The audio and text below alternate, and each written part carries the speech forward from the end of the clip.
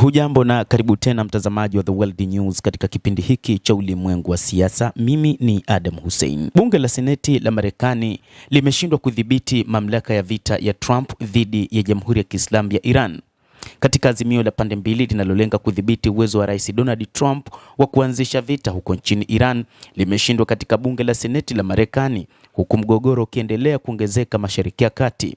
Hatua ya mamlaka ya vita ilikataliwa kwa kura 53 dhidi ya 47 ambayo kwa kiasi kikubwa kilipigwa kwa misingi ya chama. Ingesitisha hatua za kijeshi za Marekani nchini Iran bila idhini ya bunge.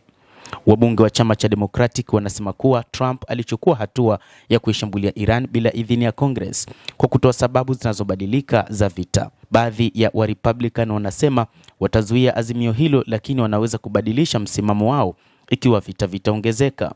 Huku hayo yakijiri, jeshi la Israel limefanya mashambulizi mengine dhidi ya mji mkuu wa Iran, Tehran. IDF imeanzisha wimbi la ziada la mashambulizi yanayolenga miundombinu ya kijeshi ya utawala wa Iran kote Tehran, jeshi la ulinzi la Israel limesema katika taarifa yake.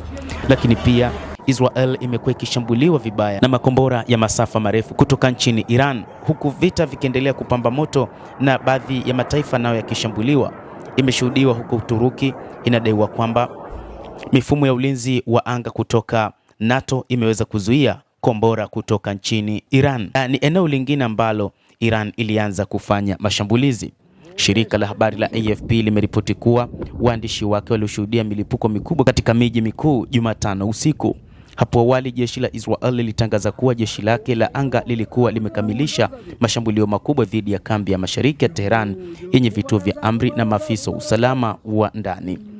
Iran haikuthibitisha juu ya kushambuliwa katika maeneo hayo, licha ya kwamba kuna taarifa moja kati ya meli za Iran zimezamishwa katika bahari.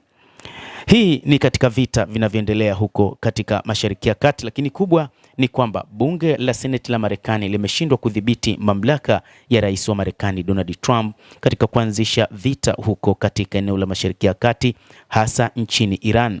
Vita ambavyo wakati huu vimekuwa ni vita vikubwa mno na vita vinavyozidi kusambaa. Vimekuwa ni vita vya kikanda kama ambavyo baadhi ya wachambuzi wanasema, kwani wakati huu baadhi ya mataifa hasa ya Ghuba yanapanga kulipa kisasi dhidi ya Jamhuri ya Kiislamu ya Iran. Hata hivyo, hili ndilo ambalo baadhi ya Wamarekani wanalisubiri, kuna ni jinsi gani mataifa hayo yaliyoshambuliwa yakilipa kisasi. Baadhi ya wachambuzi wa Mashariki ya Kati wakisema huu ni mpango wa rais wa Marekani Donald Trump kuzifanya nchi za Ghuba ziingie katika vita na kupambana kwa muda mrefu. Mtazamaji wa The World News, endelea kutufuatilia, lakini usisahau kulike, usisahau kucomment, kadhalika kusubscribe channel yetu hii ili upate habari hizi kwa mapana hapa The World News. Naitwa Adam Hussein, endelea kuwa nasi wakati wote, endelea kutufuatilia.